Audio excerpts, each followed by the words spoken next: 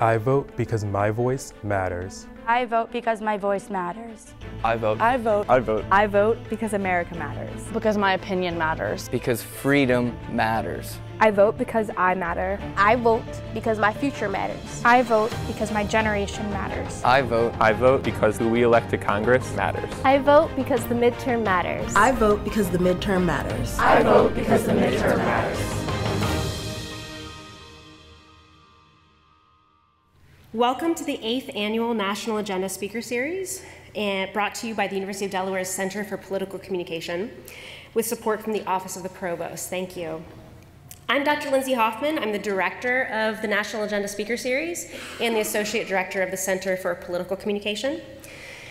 This year's theme, Midterm Matters. As you heard the students in the opening, the midterms do matter. Students tend to not vote in the midterms, and part of the reason we're here is to encourage students to make sure that they get out and vote in the midterms.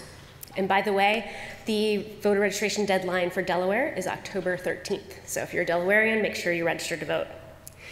We are a nonpartisan organization. We've featured speakers across the spectrum. You might recall last fall I spoke with former Vice President Joe Biden and Governor of Ohio John Kasich, who's a Republican. Our last speaker was a cybersecurity expert and an alum of the University of Delaware, Dave DeWalt. Kind of made me want to put my tinfoil hat on, but was definitely an interesting conversation.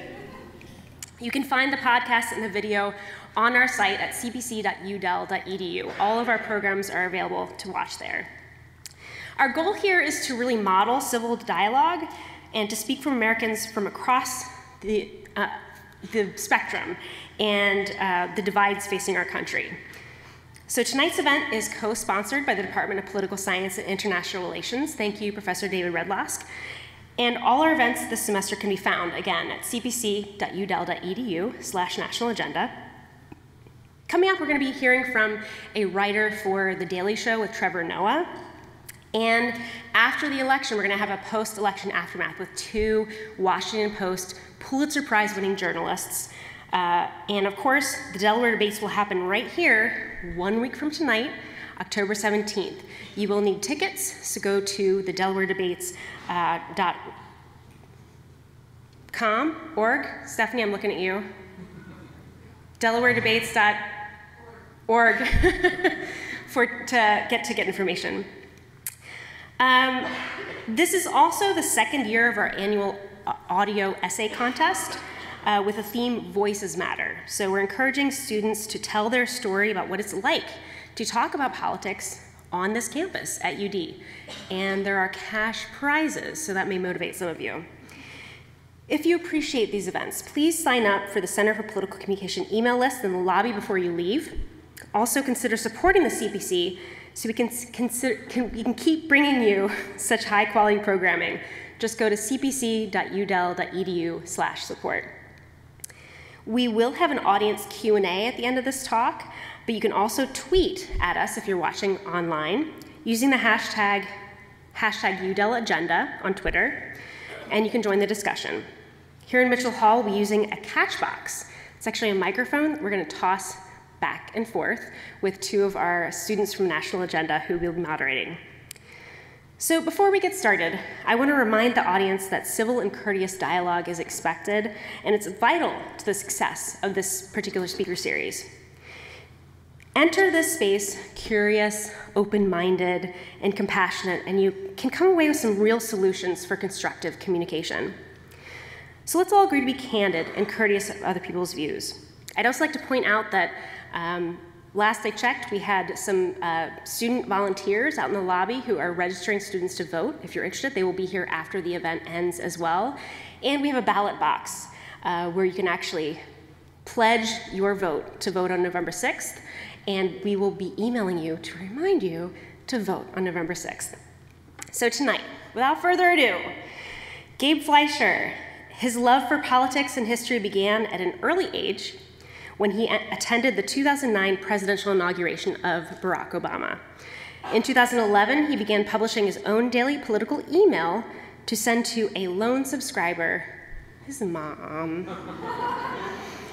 7 years later, Wake Up to Politics is sent to more than 50,000 readers across the country and the world, and he has 23,000 followers on Twitter. Gabe has interviewed political figures including Debbie Wasserman Schultz, Sandra Day O'Connor, Martin O'Malley, Rand Paul, Ben Carson. He's received press credentials to cover numerous presidential primary debates in Iowa, presidential addresses, caucus meetings, candidate rallies, all those things that you guys attend too, right? He's published a book, Hear Us Roar, a history of his elementary school. And he's editor-in-chief in his high school newspaper called The World. He's also a recipient of the 2014 Lincoln Forum Student Scholarship and the Kids Voting Missouri Pioneer Award, all at 16 years of age. He actually turned 17 on what was Election Day in 2016, November 8th. So wish him a happy birthday. So please join me. Gabe's going to give a little bit of a talk before we sit down and have a Q&A, but please join me in giving him a big blue hen welcome to the state of Delaware.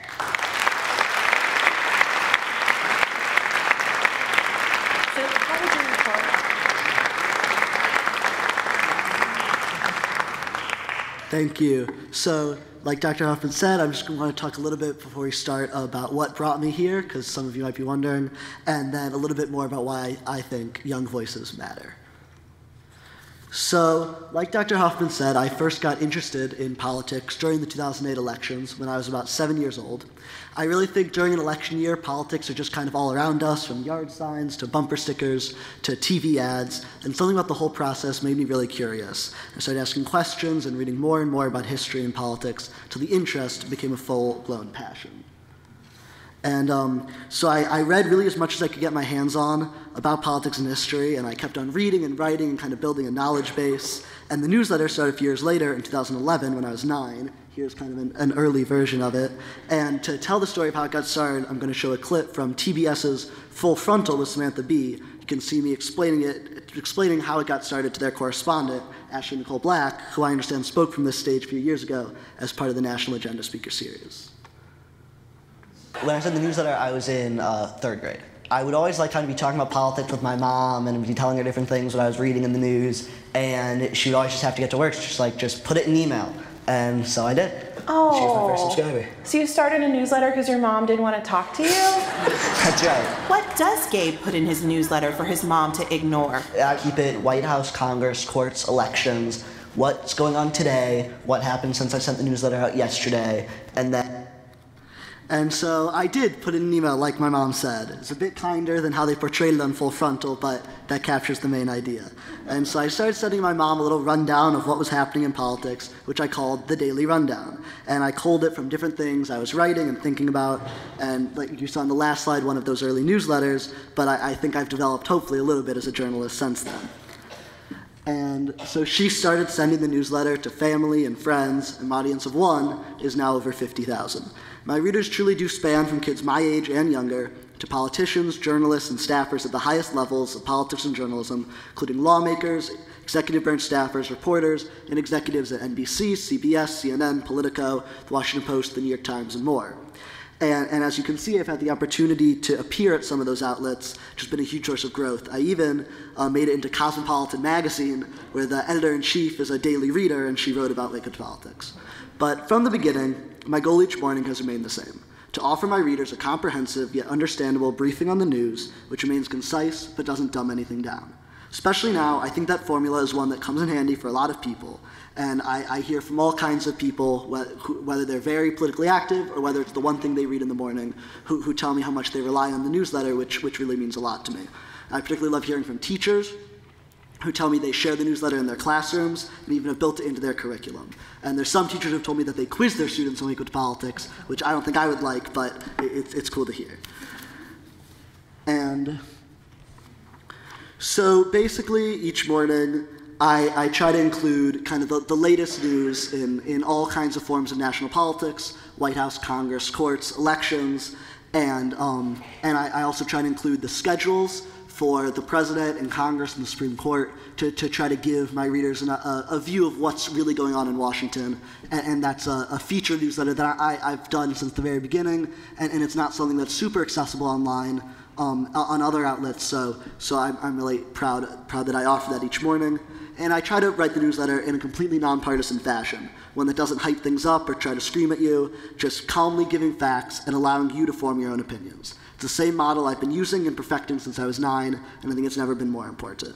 And I really do hear from conservatives, liberals, people of all political perspectives who write me and tell me that they read the newsletter. And they also made fun of this a little bit on Samantha Bee about kind of my adherence to not giving an opinion, and I'll show you that clip. So how would you report on this interview that you're sitting through? I mean, maybe, like, nice kid gets bullied for comedy. How about nice kid gets bullied for comedy by beautiful woman? That might be veering into opinions, and that might be getting a little away from fact. Okay, so my being beautiful is not a fact. That might, words that, carry, subjective. Don't try to clean it up now, Gabe. It's fine. Finally get one opinion out of the kid. We'll be right back.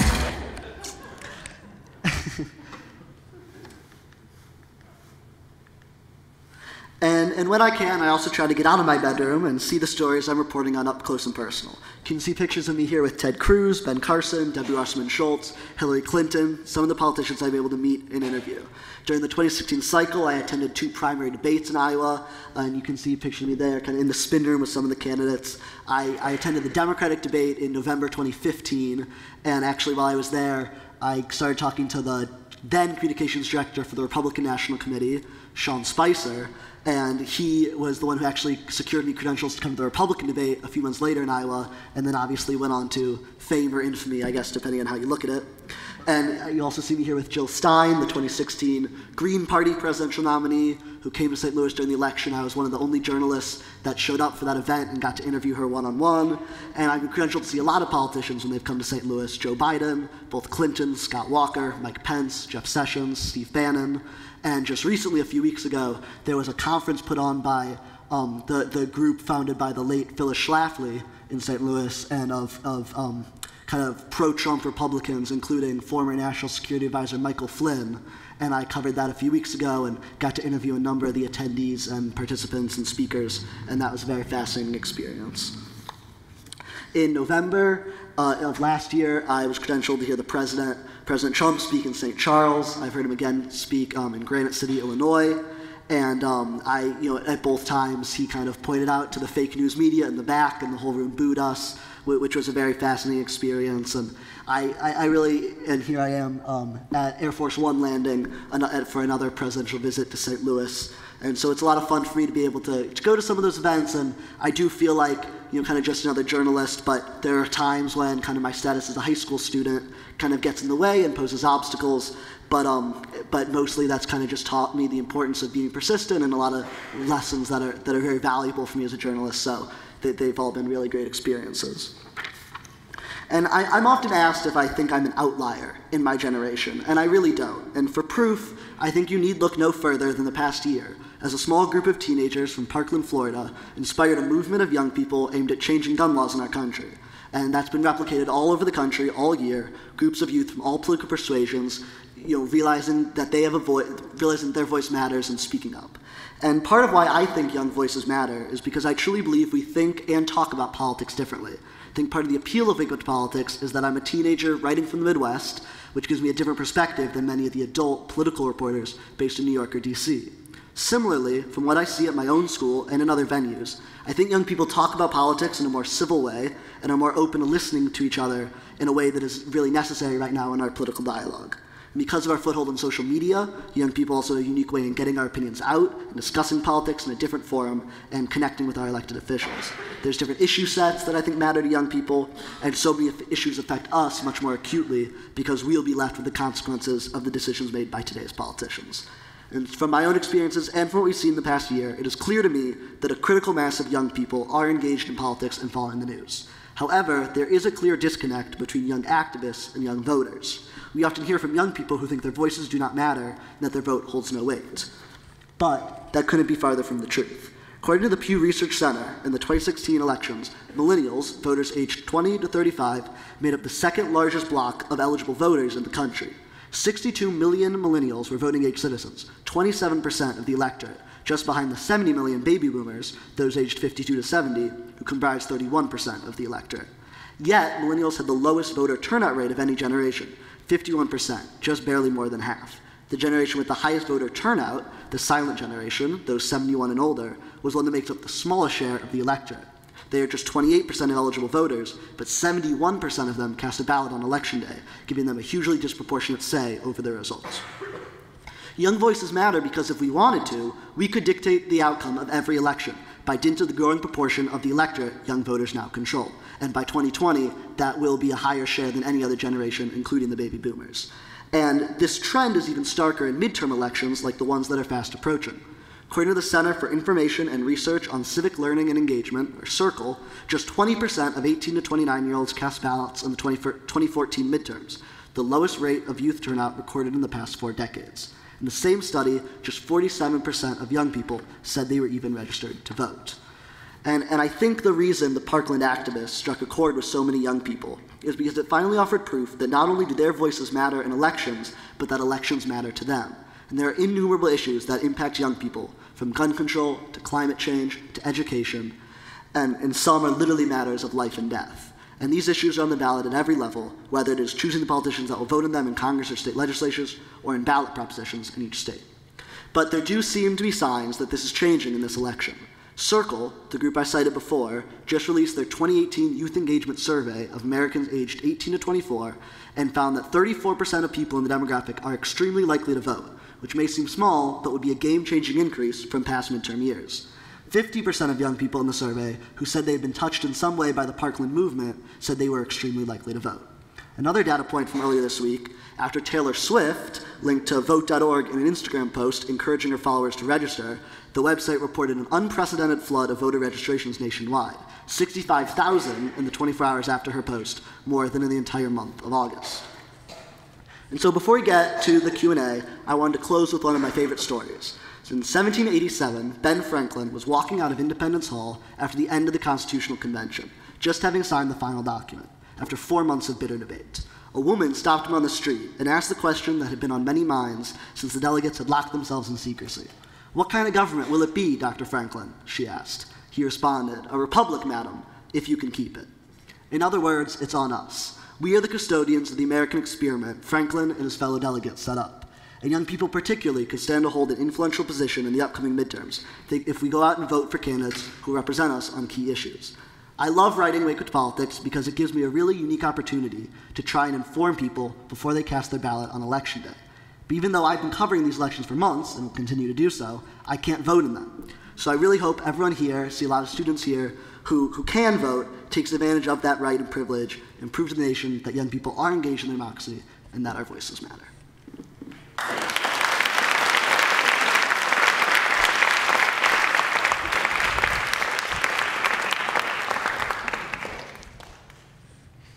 All right, I'm going to wait for Ben Franklin to disappear here.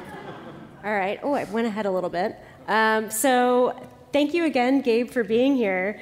I know you had to miss school to be here today. You had a great Wake Up to Politics newsletter today that was from the Delaware Bureau. He was here in Delaware. So I thought I'd give you a news quiz, maybe, just because you missed school today. Actually, just tell me what was the most interesting thing that happened in the news over the past 24 hours. Well, I'll tell you the top story that was in my newsletter this morning was about Nikki Haley, the UN ambassador who announced yesterday her intention to resign by the end of the year. So that was my main story this morning. That's it. And let's see what else. This morning, there's some polls that I talked about for the upcoming midterms. Like I said, I include the schedules for all of our elected leaders. So the president is in Pennsylvania. I haven't been on my phone, so I'm sure there'll be some news made there at that rally. And I know Congress was voting on some bills about to head back for them to be able to campaign before the midterms. There's been a little news. You can catch up after the event. Oh, no. But I wanted to point out that this is This is not working. Oh yeah, here we go. I wanted to point out that Gabe, after all, again, is a high school student, and I loved that over the summer he was like, hey, I'm going to summer camp. I'm going to halt my newsletter for a while. So tell me what it's like to unplug and get away from the political scene and go out into what I understand the wilderness and do all kinds of cool things. Yeah, well, it's a lot of fun, and I think it's really important, especially now. It can be hard sometimes to kind of leave politics behind, especially because there's so much happening every day, every minute. But it's really nice to be able to go into the wilderness with my friends and kind of have some time away. And I also, find it helps me when I get back to, be able to, just to take a step back and be reflecting more about what's going on and about the different trends in our political climate. It can be helpful when you get so bogged down in the 24-hour news cycle. It can be really distracting and hard to kind of, really be thinking about what's going on instead of just trying to react to every little thing. So I find it really valuable to spend some time away. All right, that's good. So what do you do for fun if you're not doing politics and you're not at summer camp? Like I said kind of to the class earlier today, I really do think that the newsletter, which is something very important to me, is a big part of my life, but it's really only during kind of the morning time. And then beyond that, I'm a pretty normal high school student. I spend a lot of time with my friends. I play sports. I do things any other high school student would be doing. Well, so here's a question. You are 16 years old. You're not yet old enough to vote, as you mentioned. But you're objectively, this comes from a question. I like to bring questions in for my students in the National Agenda class. This comes from Noah. She says, you are objectively far more educated on politics than many people who are eligible to vote. What are your thoughts on the argument of lowering the voting age to 16? And do you think 16-year-olds are responsible and mature enough to vote? I mean, I think a lot of them are, and I think it's a very interesting idea. I think that, like I said, I think politics impacts young people just as much as it affects adults, and so I definitely think there's an argument to be made that young people deserve a say, even younger than 18, in the political process. I think that, I think there's also an argument to be made that 18 is not the absolute best time to start voting, that I think it could be beneficial if voting started at an earlier age and it was paired with kind of a remake of civics education, such that people were starting to vote just as they were being taught in schools more about civics, more about the candidates they are voting on, so they're more informed voters. And then, according to studies, the earlier people start voting, the more likely they are to vote carrying on. So, and I would say I might be more informed than a lot of my peers, but I do think that, I think there's a lot of adults who are not very informed in politics, and there's a lot of young people that are very informed in politics. So I think it's definitely an idea worth considering. I think that there's young people who are ready to take a part in the political process, and I think it's something worth talking about. Do you think we're going to see a huge increase in voter turnout among millennials and the incoming Generation Z voters in the midterms this year? I certainly hope so.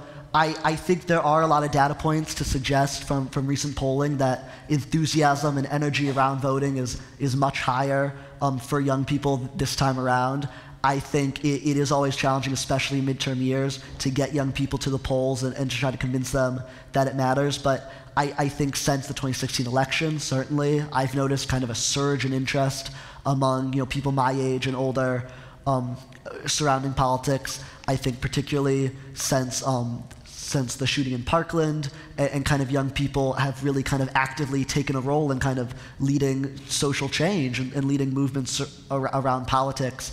And I think it's been very interesting to watch as that movement has kind of gone from not only about gun control, but also encouraging voter registration, encouraging young people to take part in the process. And I think they reported that they had more voter registrations in the past 10 days than any other point in history. So I think there's definitely reason to be hopeful that young people are beginning to take more part in their political process. We can only wait and see, but I think there's reason to think that. Well, this came from Gabe was featured in the New York Times just last year. I think he was first featured in the St. Louis Post-Dispatch as being this kind of young phenom who went from having one subscriber who was his mother to having 50,000 subscribers. And I do recommend subscribing to his newsletter. It's very informative. I start my day with it. I required my National Agenda students to start their day with it.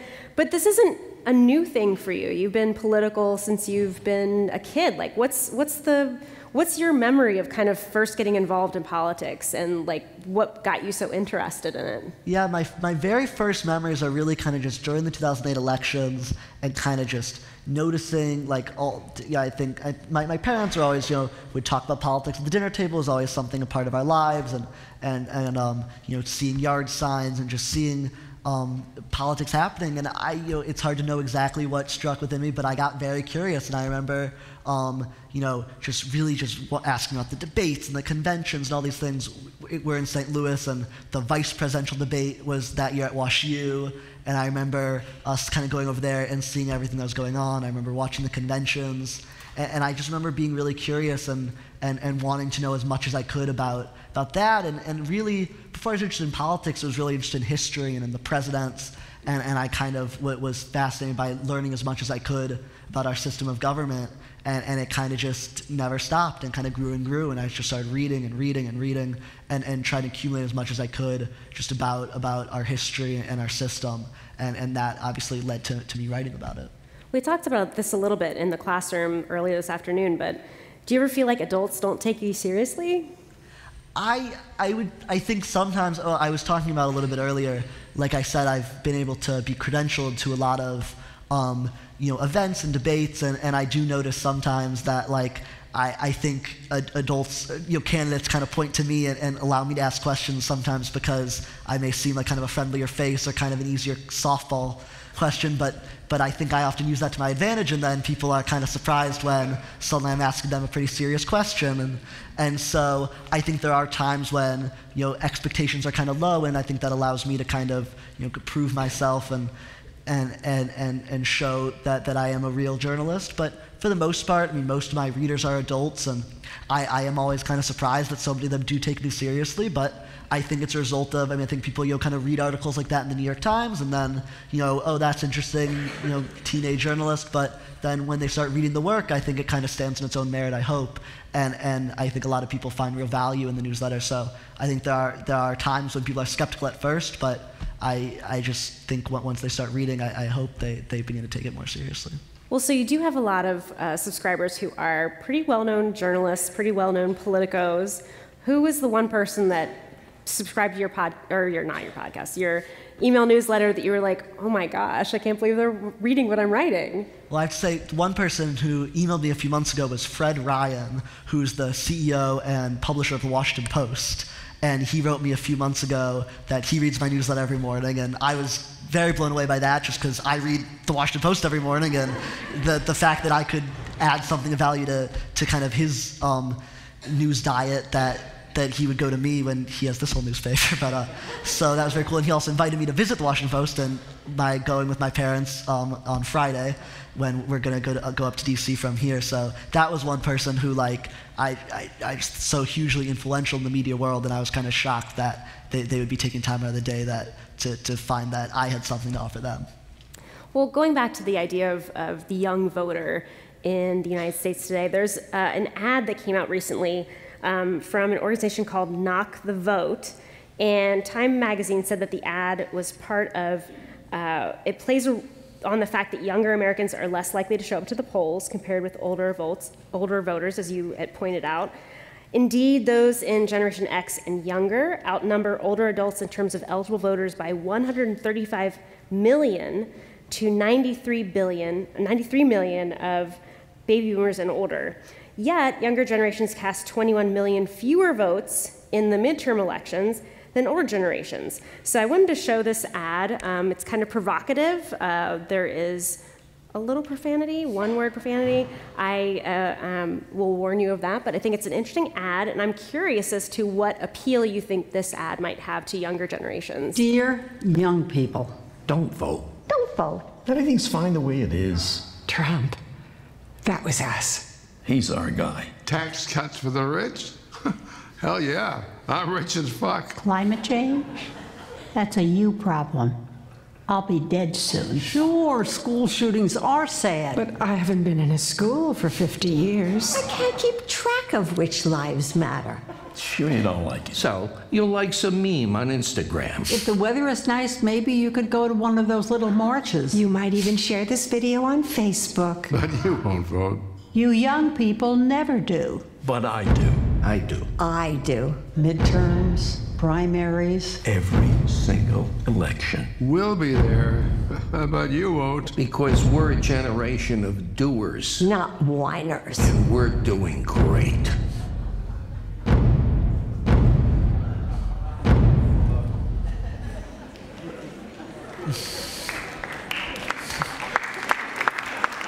So it is a partisan ad, but I'm wondering if younger generations, even though you're not necessarily eligible to vote yet, respond to messages like this. How effective is that? How persuasive is that? Yeah, I mean, I think that's definitely a persuasive message. The idea, like we talked about, that we know older people do take their right to vote seriously, and in large numbers and in huge numbers go out and turn out to vote. And I think the idea to young people, I think that would be kind of scary, that to kind of surrender, all that influence over to people so much our senior. And I especially think it's interesting how they talk about issues like climate change and school shootings, because there's so many really important issues that there's such a clear divide between not affecting kind of older Americans at all and are so viciously important to young people. And I think those are the issues that do motivate young people to go to the polls, and you see very different issues motivating young people and older people. And so that kind of reminder that when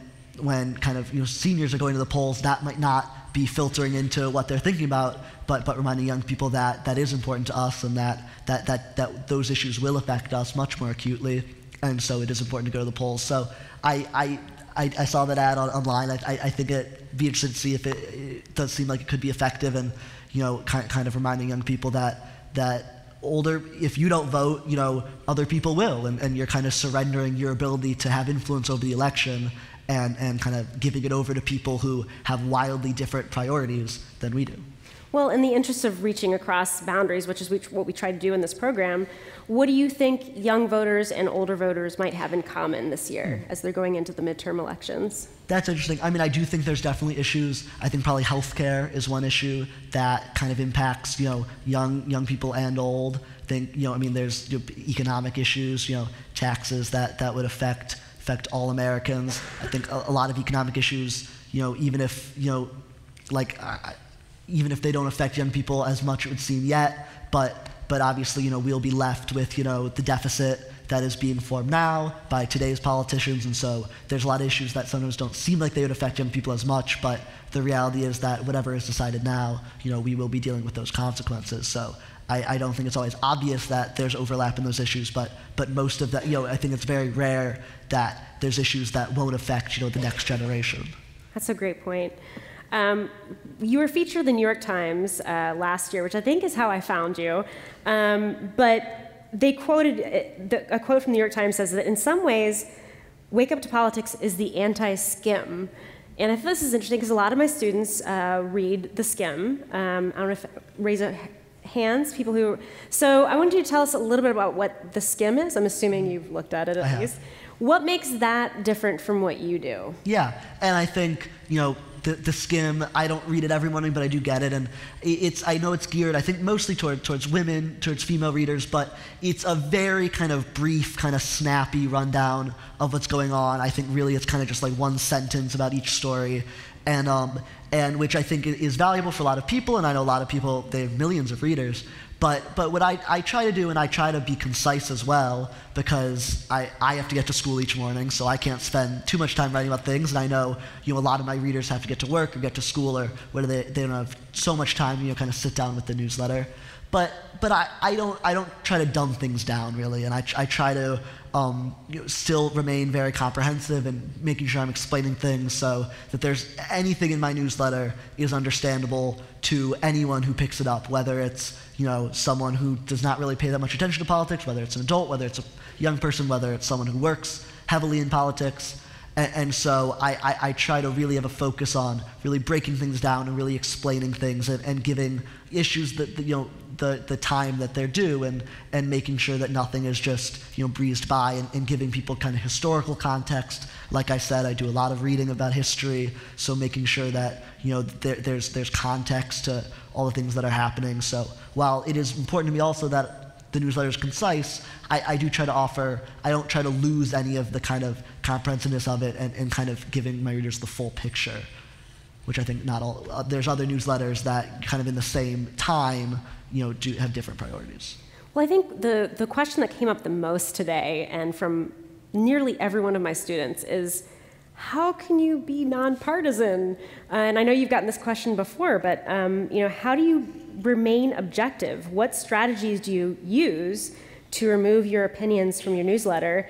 This is from Katie, Caitlin. I've seen questions from all of my students. And why do you think traditional media has such trouble with this? Yeah, I'll say for me, I don't really find it all that difficult. I do try to stay nonpartisan in my newsletter, but really, when I'm reading the news, it's really kind of solely through the perspective of trying to present it to my readers. So I'm really kind of only focused on, why this matters or how I can connect it to another issue or the context of it, and I'm not really at all trying to think about my opinion or how I feel about that issue.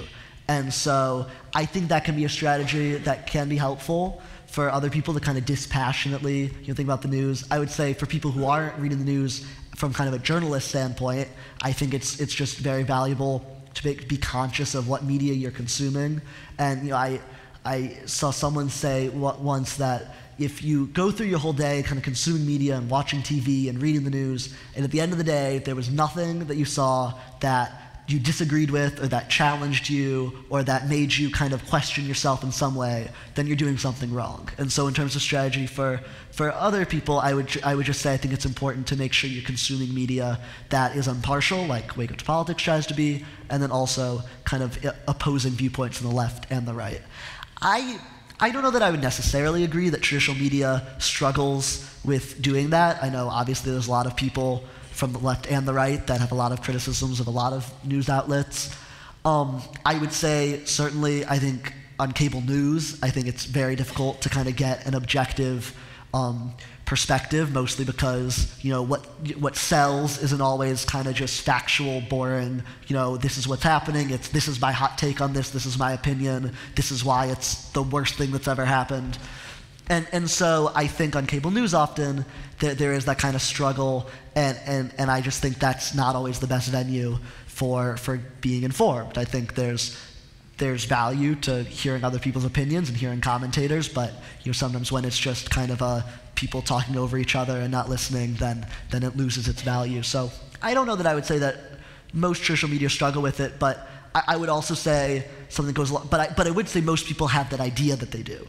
And so what goes along with it is media literacy, and that is on the readers and on the journalists to make sure that it's clearly labeled when something is an opinion piece, when something is a news piece, so people know what they're getting and aren't mixing up an opinion piece with thinking they're reading straight news. And so I'd say that's an important part of it for media to kind of gain back its credibility in terms of being kind of neutral. I think I have a new guest lecturer for my politics and media class. Wow, thank you, Gabe. I thought I'd post up here, these are your press credentials for an event in St. Louis. What do you do? I know you talk about being persistent as a high school student who's writing your own newsletter. How do you get into these events? How do you kind of go across that boundary, which is usually only limited to a very elite few people? Yeah, so these credentials are from when Vice President Pence came to St. Louis a few months ago to talk about tax reform and campaigning with Josh Hawley, who's the Republican nominee for Senate in Missouri. And the way I got into that event and other events with Trump and Pence is I'm on the list, the White House press list, so I kind of get the forms for credentials for any of the events. Was it Sean Spicer? Is that how you got in there? No, actually, I've reached out to, he doesn't answer my emails anymore, but he used to. But But really, I just kind of emailed the White House, and I did it a lot during the Obama years, and I never got any response, but I kind of kept on emailing, and once Trump took office, I emailed their press team, and I will say, I know a focus of Sean Spicer's and of Sarah Sanders, and he had the Skype seats in his press briefings, kind of giving outlets, kind of smaller outlets, less traditional outlets, kind of a way into the briefing room, a way into these kind of events. So now that I'm on that list, I kind of get the form anytime the president goes anywhere. I'm able to get credentials, and so whenever he's come to St. Louis, or Air Force One, Air Force Two has come to St. Louis, I've been able to be there. And it can be kind of intimidating sometimes, being surrounded by those adult journalists. I told the story earlier in class that Attorney General Jeff Sessions came to St. Louis, and I had some difficulty getting into the event. I had my credentials from the Justice Department, and the security people did not believe that I was supposed to be with the press. And I saw kind of all these journalists kind of walking by, and they made me kind of wait, and they made the dogs sniff me, and they really wouldn't let me get in until there were some of the local journalists that I know who have been to other events with me kind of helped me get through and kind of proving that I belong there. And so it has taken at times, having to advocate for yourself and being persistent and keep on calling and keep on asking for an update on these credentials or that. But I think those are skills that are valuable for any journalist, and so I think I am lucky to have gotten them early, about staying persistent and staying tough and holding power to account. And I think our leaders should be answering questions from all kinds of people. And when I'm at kind of debates in the spin rooms, I try to ask questions that are kind of geared towards younger people, issues that might affect younger voices. And I think it's important for those voices to be represented in that room, and so I try to do that. Well, one thing I wanted to talk a little bit about is something that's been a big conversation starter in my classroom the past couple weeks is the Kavanaugh hearings. And I'm curious, because you covered these hearings as a 16-year-old, and there was part of me as a parent of an 8-year-old like, ooh, like he's listening to all these details.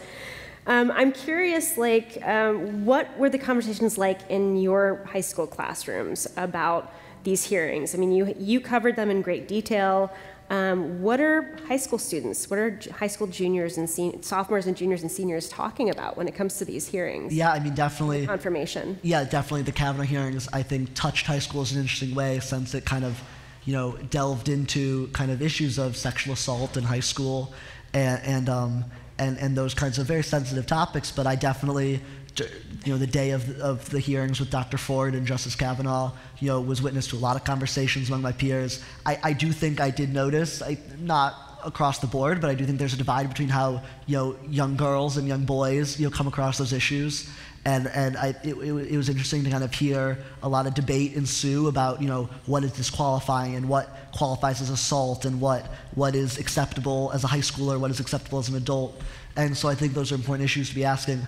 I'll say, and it can be uncomfortable sometimes to be writing about it as a kid, but I mean, I think that happens a lot in politics where there's uncomfortable things. In Missouri, our governor, Eric Greitens, some of you may have heard about, was involved in a pretty, dirty sex scandal, and a scandal that I covered pretty closely and interviewed a lot of the lawyers on both sides and state legislators, and that was a scandal that I covered really closely and that we talked a lot about at school and dealt with also pretty, sensitive issues. So I think politics is, messy sometimes and not always clean, but it's important to talk things through, and it's important to have those conversations.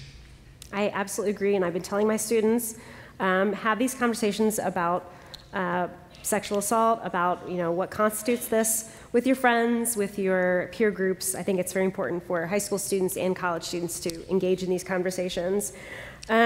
So Lorenzo asks, do your friends think that it's impressive that you distribute this newsletter to 50,000 subscribers? I think they do. I think for the most part, they think it's cool. They're impressed that I'm verified on Twitter, at the very least.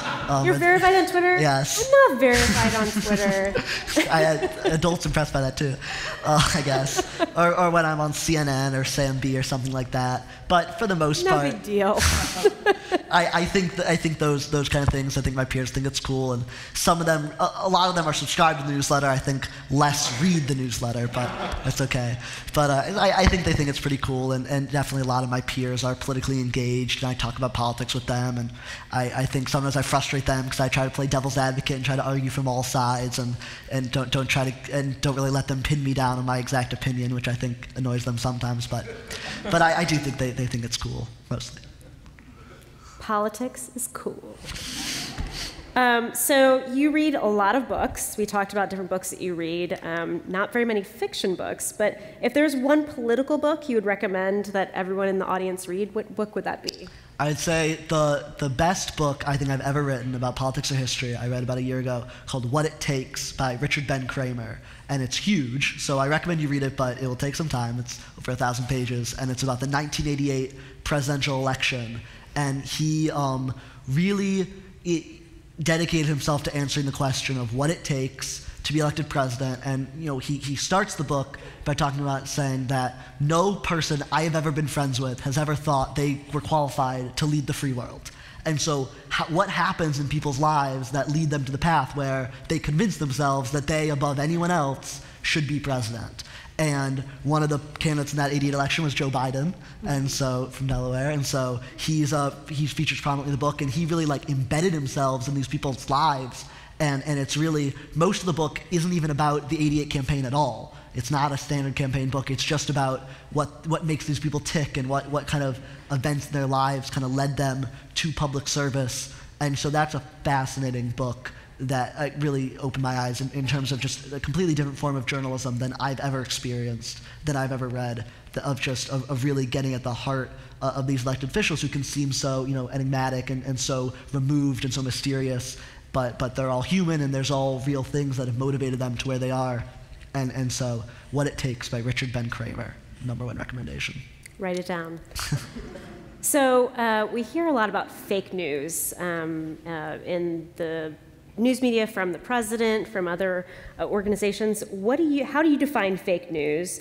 And I mean, I would argue that what you provide in your newsletter is kind of the antithesis to fake news. So what do we need to do to, get American citizens kind of back on board of trusting news media, trusting news outlets, to not be opinionated, to be able to differentiate between opinion and facts?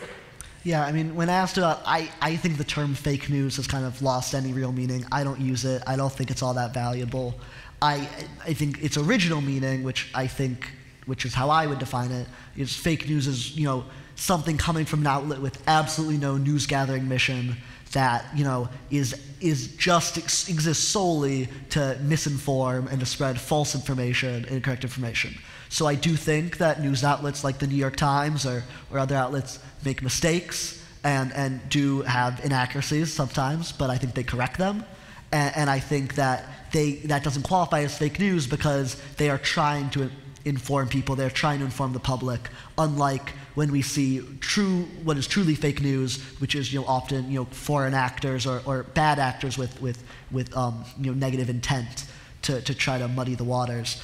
I think in terms of gaining credibility back, I think transparency is just really important among the media. Like I said, making clear what is opinion, what is news, making sure people are understanding whether they're reading something that's supposed to be neutral or whether they're supposed to be getting an opinion when they're reading something. I think a lot of outlets, you see like The Daily at the New York Times or other kind of new media that news outlets are taking advantage of to kind of take people behind the process and show that reporters are real people just trying to chase down stories and trying to get to sources, and kind of taking them through that process, I think is really valuable to prove to people that reporters aren't trying to misinform or are the enemy of the people, are trying to push out an agenda of one political party. So I think things like that kind of increased transparency are very important for news outlets to continue doing.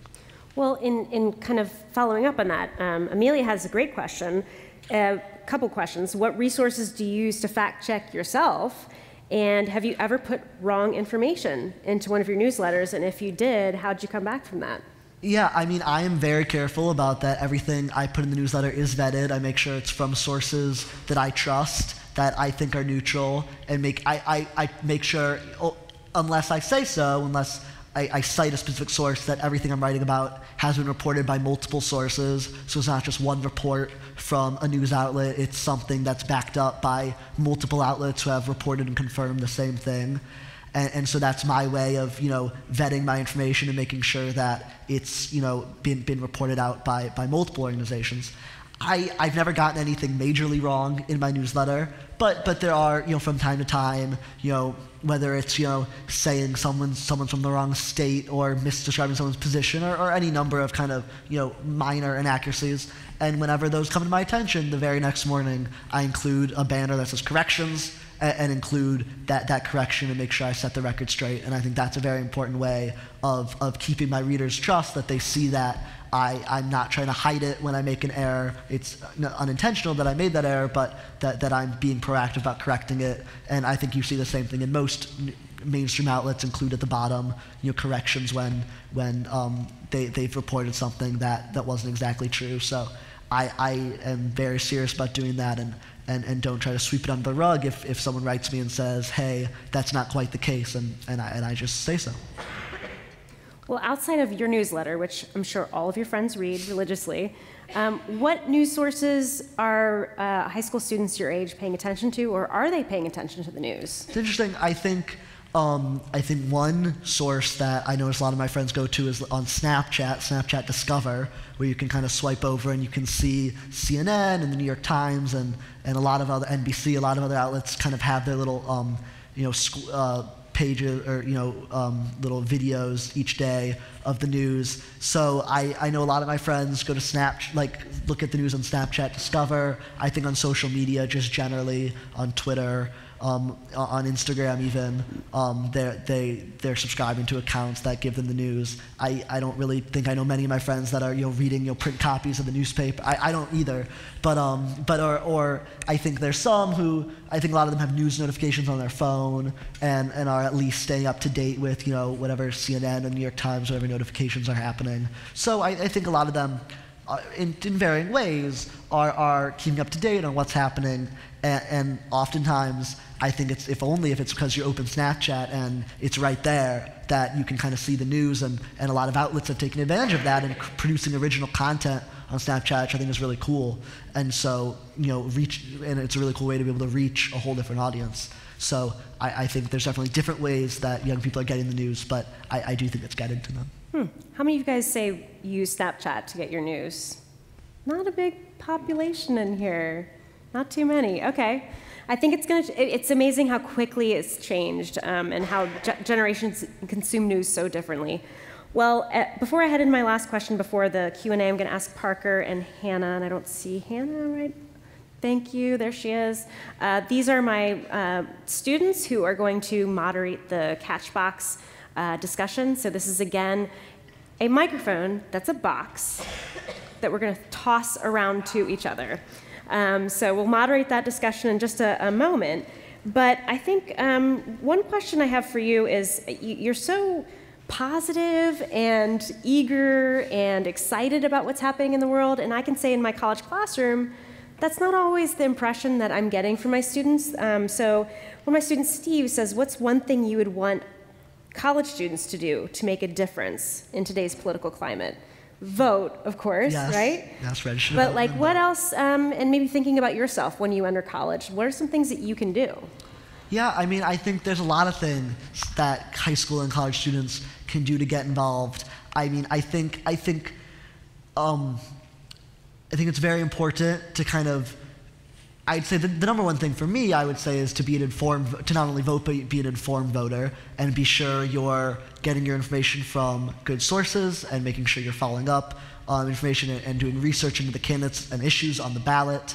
I think beyond that, once you are starting to read up on the issues, I think, like I said, there's a lot that really affect young people, and I think if you kind of find one or two that really clearly you're passionate about, go find a candidate that aligns on that issue and volunteer in their campaign and knock doors or make phone calls or find a group. I'm sure there's many on campus that are advocating for that issue set. So I think there's a lot of ways, and especially on social media and online, there's so many ways to connect to to other people who are like-minded, and you can kind of carve your way to make a difference and kind of take part in a group or a campaign that's making that happen. So I think there's a lot of ways. I don't know what the age limit is in Delaware, but in some states young people can run for office themselves and run for city council or for different local positions. All right, we saw that in Kansas. Was it Kansas?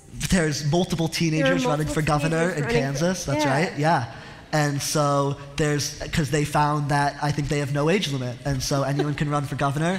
And there's I think 3 or 4 of these teenagers who are running, and they're in the debates, and they're making their voices heard, and they have their campaigns behind them, and they're making themselves a part of the political process. And even if they're not going to win, they're making their issue sets a part of that campaign, and making sure their opponents are talking about the issues they want them to be talking about. And so I think there's a lot of ways that young people can rise up and make sure that what are on our minds are on the minds of our elected officials. Oh, it's so inspiring. Thank you. So I think we're ready to have the audience Q&A. So the way we'll do this is just, we've got 1 catch box, we've got 2 volunteers on either side of the aisle here. So raise your hand and we'll go kind of to the nearest questioner. Maybe the first question can come from a student. That would be wonderful. From a college student. There's one right there. Is that a college student for me? Thank you. Hello, and thank you for coming tonight. It's reassuring to hear that President Trump's communication team has been so responsive to your journalistic endeavors. However, this White House as a whole has not been kind to journalists. For instance, when questioned by CNN's Jim Acosta, Sarah Sanders declined to disavow President Trump's description of journalists as enemy of the people. As a young journalist, how do you respond to this rather hostile climate that currently exists between the executive branch and the press? Yeah, I think that's a very good question. And I think it's complicated. I think, like I said, I've had a lot of interactions with White House staffers who have always been very quick to respond to my inquiries. I would say this president, I do think it's true, has been more transparent than most of his predecessors in terms of speaking to reporters in gaggles multiple times a day and talking to reporters. I think we're rarely wondering what the president is thinking, at the very least. He's very open with talking to the media. And I think certainly there's an antagonistic relationship that's been set up, but there's also, I think it's more of a love-hate relationship, because this is also a president who kind of feeds on media attention. It's very important to him that he's covered in the media. So I think it's complicated, but at the same time, while he is very accessible, it is true that there have been less press briefings than in past administrations, and they're very rare now. And also, if you take those are, I think, kind of the day-to-day, realities of covering the White House, but putting that aside, there's the larger issue of this president's rhetoric. And he has called the press the enemy of the people, like you've said. His spokespeople have declined to disavow that. He routinely calls the press the fake news. Like I said, I've been at rallies where he's done that and booed journalists. And I think it's really harmful and really destructive to trust in media. And you can see it declining very rapidly, people's confidence in their media, which is so, it's, I think it's John Kennedy, the quote, but the press is the only business protected by the Constitution, right, in the First Amendment. And so, that the founders recognized it, and we should too, that the free press is pivotal to our democracy. And so it's really sad to watch as the president and other politicians demonize journalists and try to hold them up as enemies of the people or as the opposition party. And I think the important thing for journalists to do is kind of ignore it and just keep their heads down and keep at work and keep proving to people that they're not gonna be bogged down in a personal fight, but that we're reporting information and we're trying to get to this story and we're trying to inform people. So it is a difficult time sometimes to be a journalist, but also I don't think there's ever been a more exciting time. I think it's a fascinating time to be a political journalist, and I think that it's important for the media gains our credibility back, and I think there are ways that outlets are doing that to try to reach, like I said, other audiences, that they're being able to do that even despite kind of pretty hateful rhetoric and dangerous rhetoric that we've seen lead to violence in some cases. All right, thank you. Can we get a question from a community member? You toss it over to Parker. Looks like there's one back here. Just do it. Just toss it. Thank you. There seems to be a fairly large disconnect between what a person says when they're running for a position and then their voting record when they get into either the state or in the federal government. In your Wake Up to Politics, do you follow the candidate from when they were running for election to their voting record when they get into either the state or the federal government and comment on their actual voting record to show maybe they're not being quite honest, maybe they are starting to morph on the issues? What I'm asking is, do you follow the candidate from election through their voting record? It's good. Keep them straight. It's a good question, and it's important. I would say, when I started the newsletter, it was pretty exclusively kind of people in St. Louis who were reading it, and I would even kind of put together like a voter guide of kind of the races in Missouri and kind of local elections and kind of follow those candidates. But now I have readers in all 50 states and in dozens of countries, so it's kind of difficult to be spending a lot of time on one candidate or one race because there's so many and my readers are coming from so many different places. But I mean, I think certainly if issue really comes to the forefront, I would talk about it. But I would say for that, I think that's why it's very important to have local media and to have institutions in cities and states that are robustly covering politics.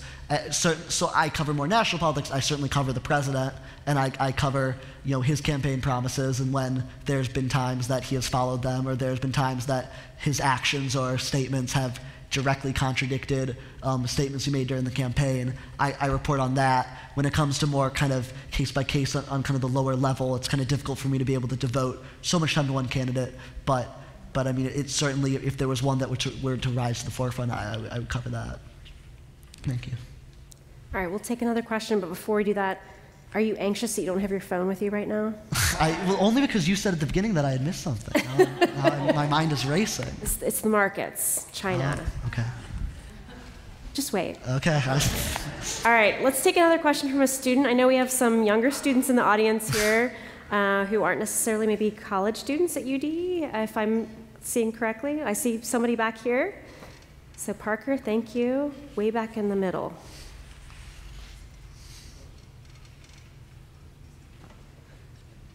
I'm a freshman at a high school, not local, but it's around. It's nearby. Yeah. This is really cool that you're doing all of this at such a young age, and you're getting to go to all these places. What's your favorite event that you've covered? It's a good question.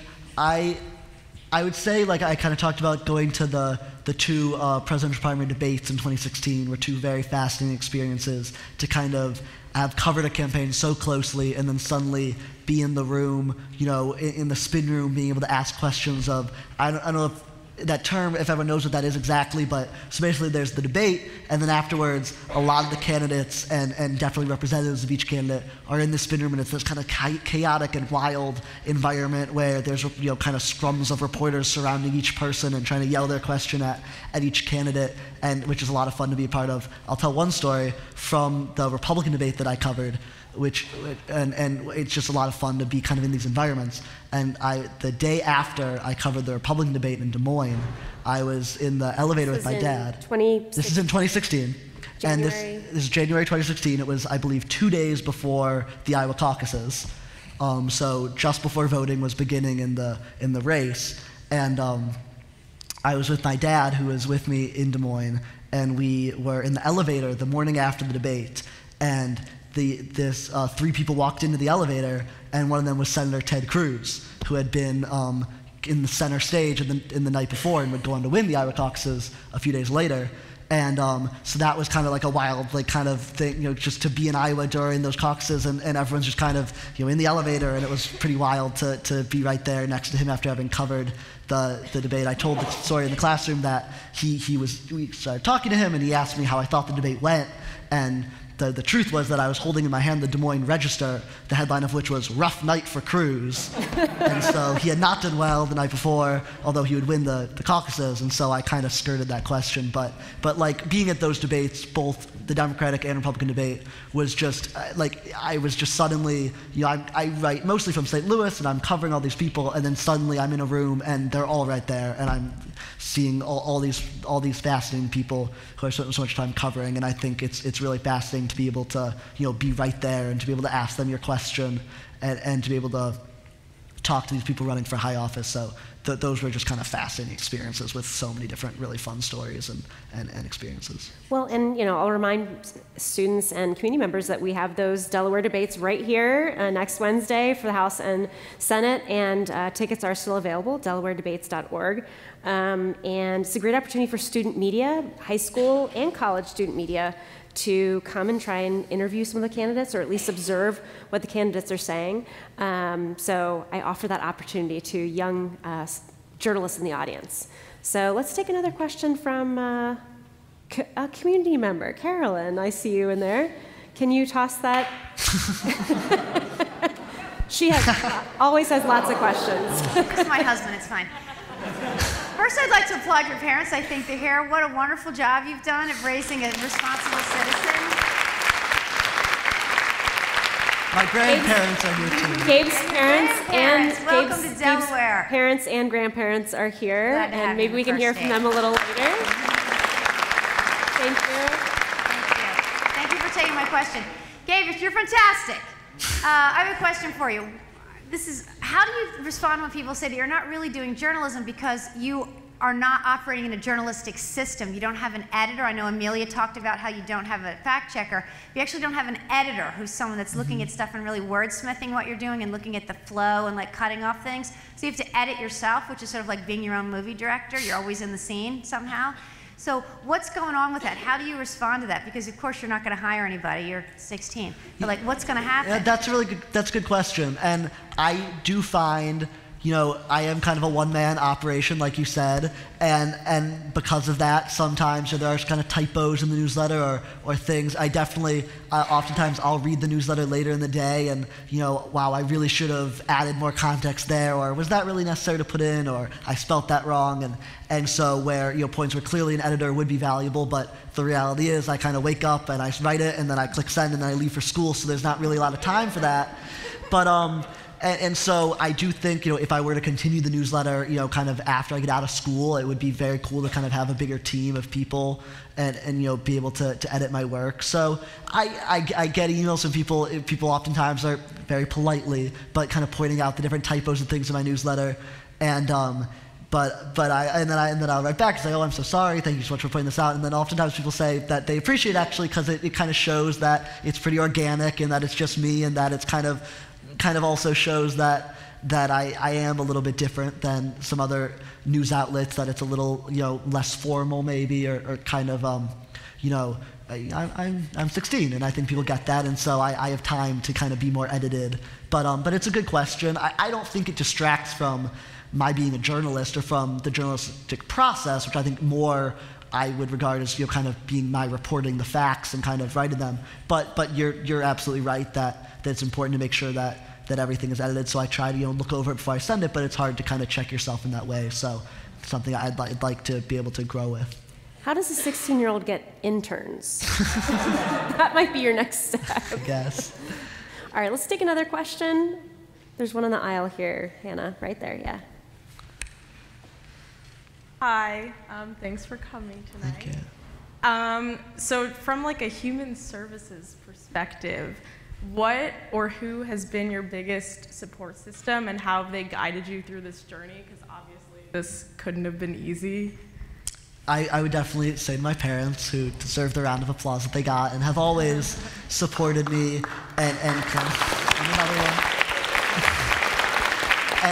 have always really supported me and kind of guided me through. You were in the newsletter, they were my first readers, and my mom said they before I got my license, which I now have, drove me to those debates in Iowa and to other events, and kind of sat as I was kind of doing my thing at different events.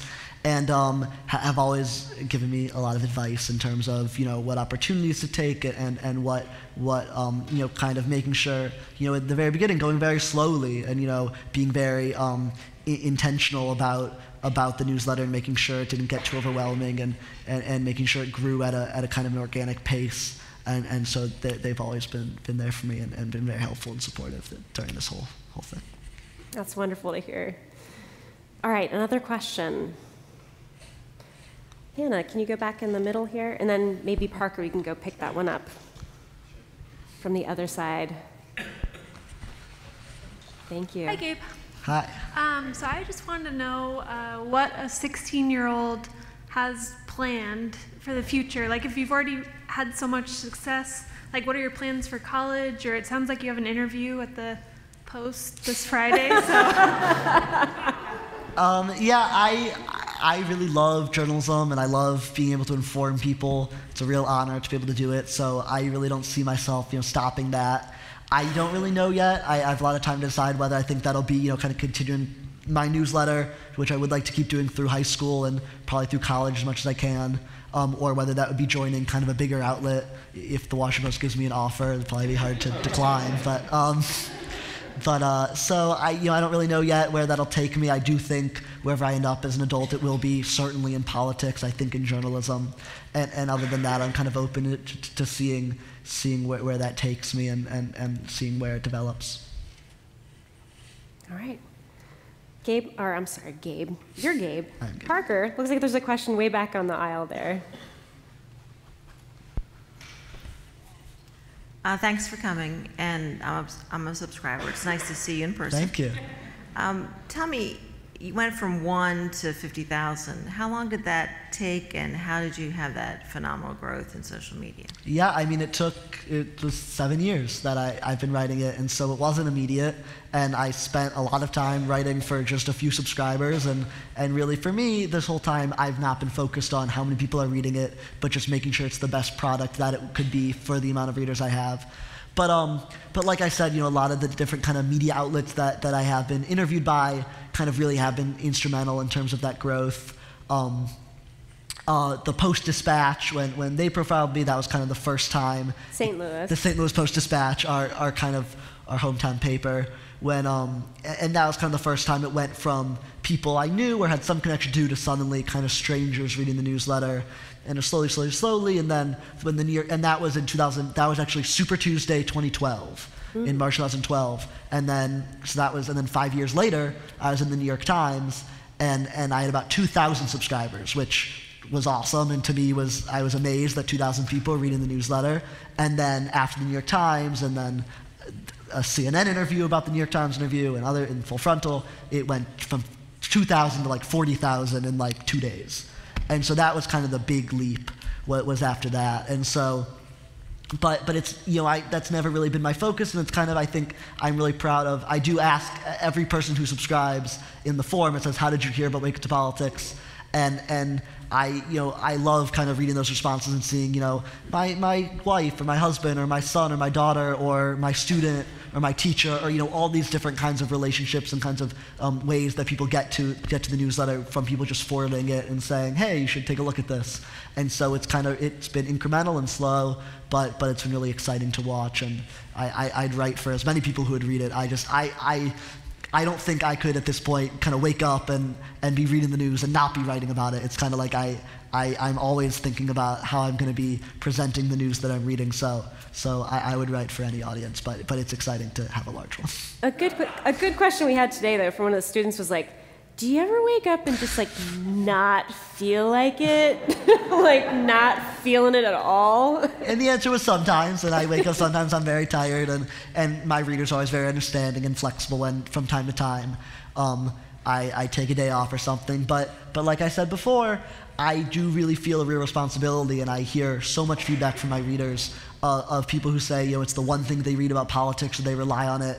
And so knowing that so many people do rely on me to put this out, and that if I, sleep in one day, it doesn't get sent. And then, however many people might be that much less informed, because of that, it is, weighs on me. And so I have a lot of fun doing it. I really enjoy doing it.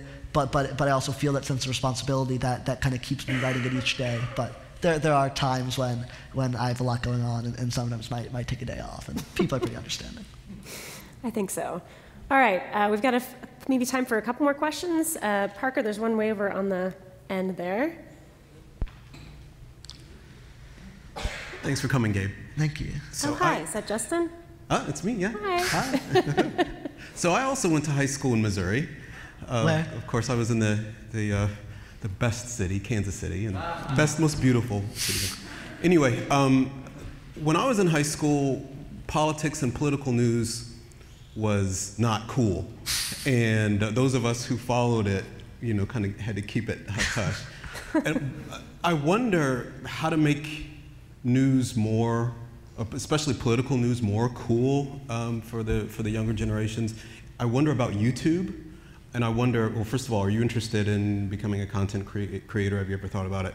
But second, what do you think of the news content creators on YouTube, like Philip DeFranco and some of the others? Do you follow them? Do your peers follow them? It's like a 2-point question. Yeah. Yeah, I'd say first of all, I think news is cool. I think it already is, so I don't think that needs to happen. But hey, news is cool. News is cool. Politics is cool, and I definitely have noticed a lot of especially since the 2016 election, there's been this kind of surge of interest, and I've been waiting. People are paying attention, and so it's fun to see that. You've been waiting since you were a kid. Exactly. Right? Exactly. Finally, welcome to the party. But I don't personally spend that much time getting news on YouTube, but I do know a lot of my friends that do. I have friends who are subscribed to Philip DeFranco and other sites like that. I think, like I said, it's about reaching young people where they are. And where young people are is on YouTube, it's on Snapchat, it's on Instagram. And so, watching as both as kind of older legacy outlets have started going to those sites, and then also as kind of organically, there's platforms that have, or there's, or groups that have come from those platforms, giving news. I do think that is a huge source of how a lot of young people are informed. Personally, YouTube hasn't really been something, or I've thought about expanding into, but I think I like to keep generally to writing, and that seems to be kind of the media I like to go to, but I would for sure say that's one way that a lot of people get their news. And yeah, I think in terms of making politics cool, it's about, if I think what's cool about the media climate we're in is you can be on YouTube and watch, funny videos or whatever videos, and then also right next to that in your subscription feed can be something about the news, and you can be informed, and then you can watch whatever. And it's the same on Twitter, where you can, follow news accounts and get your news, but also, your friends or whatever. So it's kind of a cool way how your politics is the news is kind of current events, becoming more into people's daily lives and daily routines, and kind of merging with their other uses of social media. Thank you. I think we have time for one more question.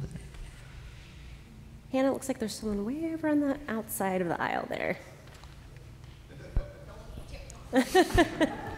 Hi. Thank you for coming. And one thing that I was curious about, I heard you say that you did sports and you hung out with friends.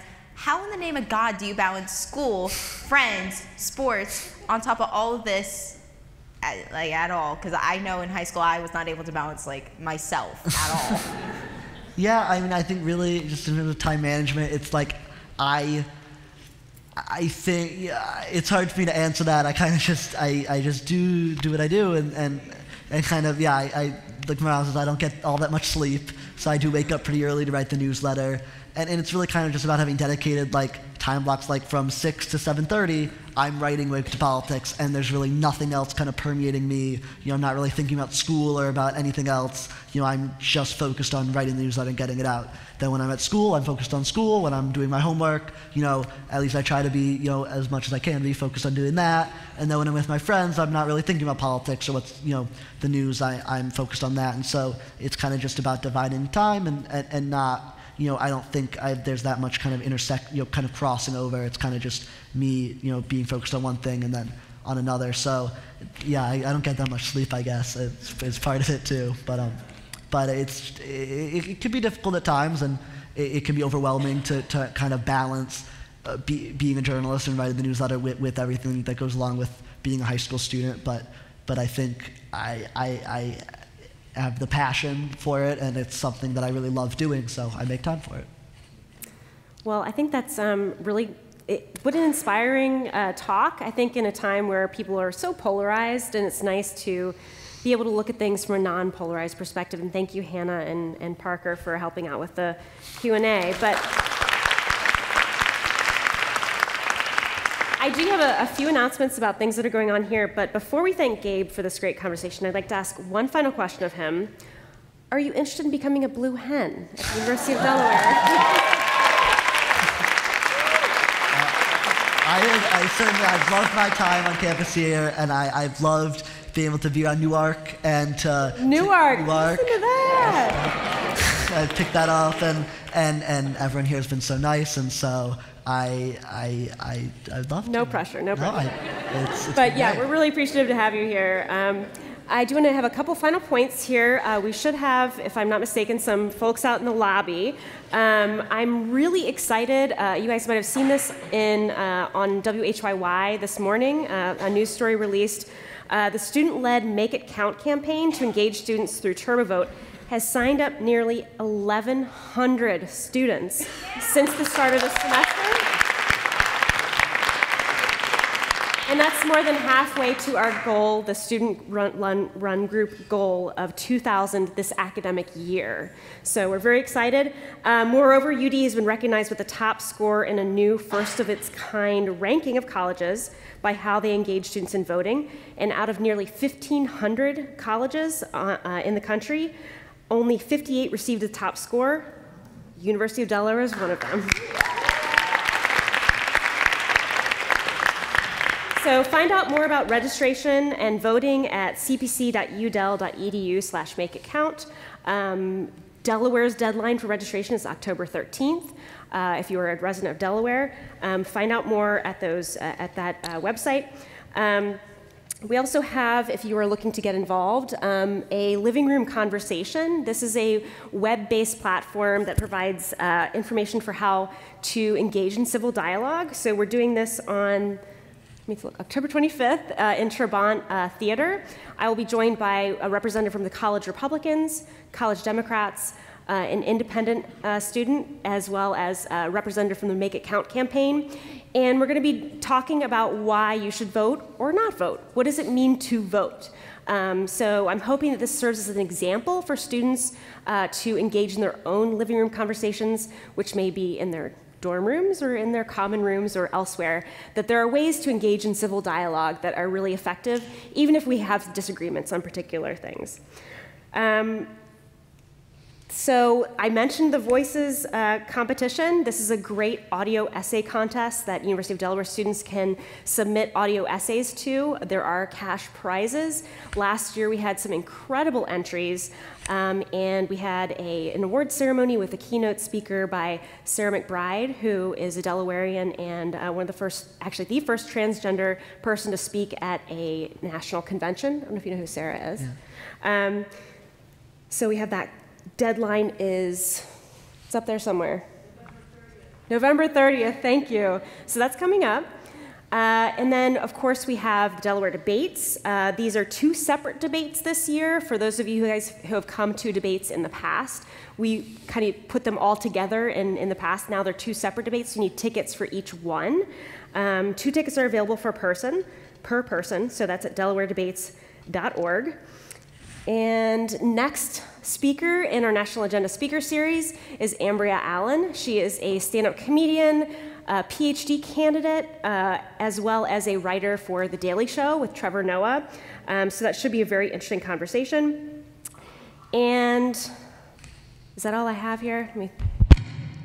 Is that it? Okay, that's my last. So what I wanted to end with was just to let you know that this conversation, because we're cool and the news is cool and we're like on the YouTubes and things, we will have this conversation on YouTube as well as a podcast. If you look up on wherever you get your podcasts, look for National Agenda from the University of Delaware. And again, I just want to give Gabe and his family a big round of applause for being here.